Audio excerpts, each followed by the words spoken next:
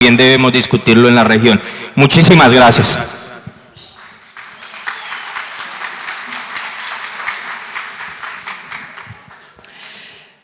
Buenas tardes, muchísimas gracias los que permanecen todavía. María José, pues escuché todas tus palabras y de eso, de lo que empezaste, yo sí que conozco. Yo nací en el Valle del Cauca y conozco mucha de la historia que tú contaste al inicio. Porque allá había, digamos, el M19 tenía unas actividades y pues yo me gradué en la Universidad Nacional de Colombia en Palmira, entonces teníamos como conocimiento y seguimiento de todo lo que pasaba. Entonces, para hablar de crisis de cambio climático y de transición energética, esto fue lo que dijeron las personas que fueron a los diálogos sociales sobre crisis climática, sobre transición energética, porque hay un documento publicado de transición energética sobre los diálogos que se desarrollaron. Entonces, me pareció muy importante iniciar con esto. El escenario de crisis climática plantea la necesidad de transformar las relaciones de ser humano-naturaleza, lo que eso implica. Y entonces una transformación de esas relaciones que medien la apropiación de unos recursos culturales. Siguiente, por favor. Y entonces aquí nos encontramos con esta publicación. Nos dice que puede la soberanía alimentaria y la transición energética pueden ser unos procesos sinérgicos. Y entonces nos hemos encontrado con unas situaciones al interior de las comunidades en las cuales cuando se implementan monocultivos, entonces hay unos aspectos de expulsión de campesinos, hay unos procesos y cuando se habla de transición energética, uno de los casos es sembrar unos cultivos que nos produzcan energía. Entonces, allí ya comienza a cambiarse que vamos a producir, no para alimentarnos, sino para producir energía. Y ese negocio, ¿para quién va a ser? Siguiente, por favor. Y entonces nos encontramos cuando hablamos de cambio climático que hay unos proyectos red, específicamente bonos de carbono, y nos van a pagar por bonos de carbono, y nos encontramos con una alerta red de cómo esos proyectos socavan la agricultura campesina y no son verdaderas soluciones al cambio climático. Y eso es la política que nos está llegando en este momento. Y un llamado de atención es la sentencia Mirití Paraná, que salió hace unos meses, en las cuales avisora sobre este tema de proyecto red. Siguiente. Y aquí tenemos algo de lo que debemos estar orgullosos conocer, y es toda esta Amazonía que tenemos. Y entonces nos hablan de ríos voladores. Y aquí está cómo es que se forman esos ríos voladores de los que nos hablan. Entonces, hay un vapor de agua que se forma en el océano Atlántico, es llevado por los vientos, se le suma todo ese vapor de agua de los árboles que asciende en las mañanas, y luego esos vientos siguen fluyendo y hace que esas nubes lleguen y choquen con la cordillera de los Andes. Y entonces parte de esa agua, el que llueva en Argentina, tiene que ver con agua formada en la Amazonía. Han hecho unos trabajos en el Brasil que determinan que el agua formada en la Amazonía llega hasta la Argentina y llega incluso hasta Santurbán. y parte del agua que consumen en Bogotá también se forma en la Amazonía. Entonces, en esta época que hubo racionamiento en Bogotá, la represa que más bajo nivel tuvo de las que abastecen a Bogotá era la que recibía agua de la Amazonía. Entonces, la Amazonía tiene que ver con muchas más cosas de las que nosotros conocemos. Y hay unos investigadores que hacen ese trabajo. Miren, estos son todos los países que conforman la Amazonía, todos los países por los cuales pasa ese río Amazonas, que nace en un páramo en el Perú y que desemboca al océano Atlántico en el Brasil, en el estado de Amapá. Siguiente. Y entonces tenemos este fenómeno, una gran ola que se forma en ciertas épocas del año cuando el río Amazonas desemboca al océano, y entonces el océano hace que se devuelva esa gran ola. Que eso es un fenómeno que solo lo tiene en el mundo el río Amazonas. Siguiente. Y entonces aquí tenemos que a nosotros nos toca el 6% de esa Amazonía. Siguiente. Y tenemos que hay otro ecosistema tan importante como la Amazonia, del que no se habla, pero todos lo conocemos, y se llama escudo guayanés.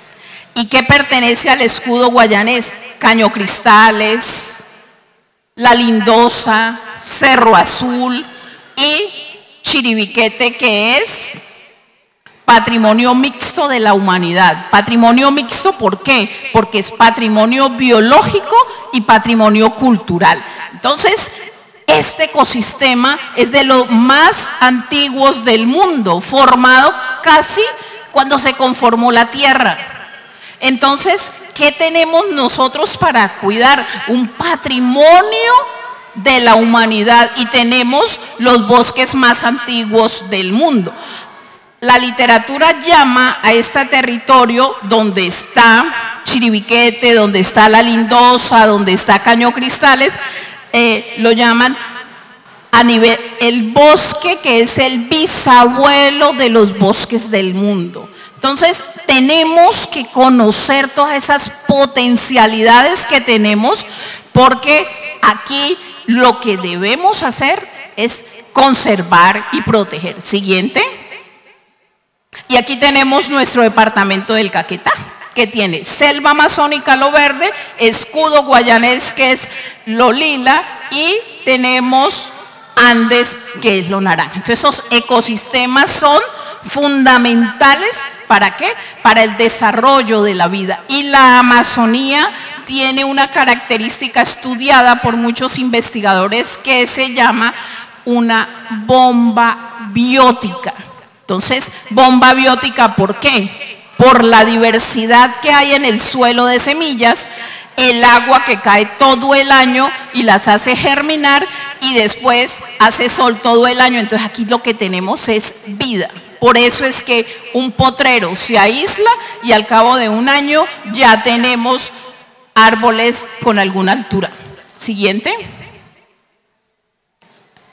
Y aquí tenemos lo que ha estudiado la UCME. La UCME es la Unidad Mineroenergética del Ministerio de Minas, y nos dice de todo el potencial hidroeléctrico que tiene la Amazonía. Entonces aquí ya nos comenzamos a pensar, hidroeléctricas tipo Hidroituango. Entonces, ahí ya está estudiado desde el 2015 y por colores está completamente asignado en el mapa cuáles van a ser grandes, medianas y pequeñas las hidroeléctricas. Siguiente. Y entonces nos encontramos en el diálogo social. En cuanto a transición energética, nos encontramos que tiene unos principios: equidad, gradualidad, soberanía, participación social vinculante. Siguiente. Y tiene todas unas propuestas que desde ahí se pueden mirar. Siguiente. Pero esta es la hora maluca, porque es la hora que ya todos tenemos hambre. Siguiente. Y aquí tenemos todas las potencialidades que hay, primero, en el recurso en cuanto a energía solar, el potencial económico solar, el recurso eólico y el potencial económico eólico, que el potencial económico eólico es muy bajito, y miren que nos están vendiendo el tema de los paneles solares, y cuando el estudio que tiene el Ministerio de Minas habla de un potencial económico solar solo para las áreas cercanas al piedemonte. Entonces, además es importante que se sepa que los paneles solares tienen digamos que son efectivos solo en el 30%. Ellos no son efectivos en un 100% de captura de energía y luego producción de energía eléctrica. Solo tienen una eficiencia del 30%. Además, cuando nos proponen paneles solares hay que tener en cuenta la tecnología. Hay paneles de muy buena calidad y otros paneles de no tan buena calidad. Las baterías, hay unas baterías más finas que otras. Por ejemplo, ayer conversaba con una profesora que tiene su casa con paneles solares. Me dice que a los 5 años le sacó la mano la primera batería y que en su casa tiene funcionando todos los electrodomésticos. Entonces, muy interesante, pero los proyectos que nos llegan para las comunidades llegan para encender 4 bombillos, una nevera, un televisor y cargar el teléfono. Y nosotros tenemos muchos más electrodomésticos. Entonces, el tema de la energía fotovoltaica no es que sea mala. Necesitamos es que quien haga el negocio con esos proyectos verifique la calidad. Por ejemplo, nos sirven los proyectos que nos están llegando para instalar una lavadora. Y las mujeres sí sabemos lo que significa tener una lavadora en casa. Es mucha oportunidad de tiempo para otras cosas. Y los paneles solares que traen los proyectos no tienen esa capacidad. Entonces, ahí que nos toca hacerle seguimiento a todos esos proyectos y utilizar todo ese poder que nos dio la Constitución de 1991 como veedores ciudadanos. Porque existe inclusive aquí en Florencia quien nos pueda proveer de la tecnología. Pero cuando nos llegan los proyectos, nos llegan con una tecnología inferior y mínima. Siguiente. Aquí tenemos también todos los proyectos de pequeñas centrales hidroeléctricas. Tenemos el potencial en biomasa, el potencial en geotermia. Geotermia es una energía que viene del centro de la Tierra y con la cual hay algunos países que tienen unos desarrollos muy importantes para producir energía eléctrica. Y tenemos cero potencialidad para hidrógeno verde. La Amazonía no tiene, según los estudios del mismo Ministerio de Minas y Energía. Siguiente, por favor. Y entonces, en época de que hay que disminuir el cambio climático, que hay que tener todas unas propuestas en torno a la conservación de la Amazonía, tenemos una sentencia que le concede derechos al Amazonas colombiano. Tenemos este mapa. Todo eso que ustedes ven en moradito y todas las letricas que ven son proyectos de minería o de hidrocarburos. Tenemos claro que en cuanto a hidrocarburos, aquí en este gobierno pensamos en que la cosa como que va a estar un poquito quieta, pero hay mucho en cuanto a minería y con todas las consecuencias que tiene la minería en temas de emisiones de gases, efecto invernadero, con la utilización de, digamos, el azogue, que lo utilizan en la minería legal, y el azogue es mercurio, y con todos los otros elementos que usan la minería que llaman ilegal. Bueno, siguiente.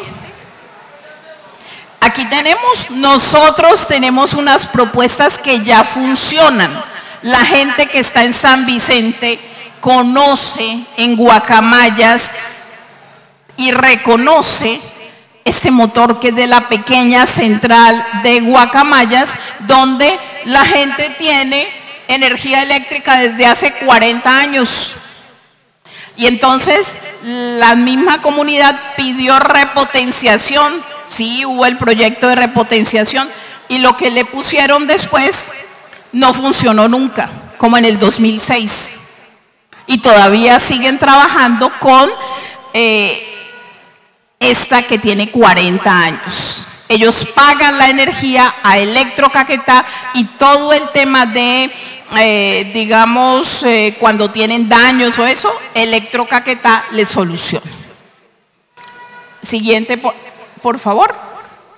Aquí tenemos un proyecto de una pequeña central hidroeléctrica en Santana Ramos para beneficiar a 402 familias. Esto está pegado en la página del ministerio y ahí está cómo se le va a solucionar a las comunidades ese tema de falta de energía eléctrica. Y ellos también tendrán que pagar a Electrocaquetá y el mantenimiento se los hará Electrocaquetá, pero no habrá intervención de multinacionales. Aquí tenemos un miedo, que una vez hecha esta pequeña central, se vengan los otros 3 proyectos que hay para el río Guayas, que son 3 proyectos de grandes centrales hidroeléctricas. Si se construye una pequeña, entonces se abre el camino, pero ahí estamos de veedores para que las cosas se hagan como deben ser. Siguiente, por favor. Bueno, estos fueron los jóvenes que firmaron la sentencia 4360. ¿Dónde está ese trabajo con la comunidad? Una de las órdenes es el pacto intergeneracional y no hay un pacto intergeneracional en que hayan vinculado directamente a las personas que están allá en territorio donde suceden esas situaciones. Solo la última orden, que era la orden punitiva, con esa sí han avanzado bastante. Siguiente a esta.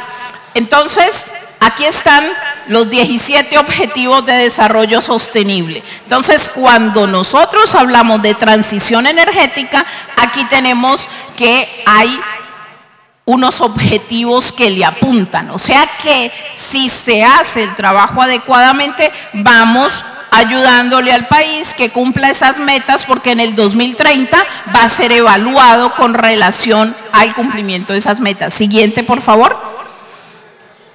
Y aquí tenemos las apuestas del Plan de Acción de Biodiversidad y dónde aplica este tema de transición energética, que estas son otras metas que hay que cumplir y que el país tiene que cumplir y que van a ser las que se van a trabajar en la COP16 entre el 21 de octubre y el 1 de noviembre en Cali. Siguiente.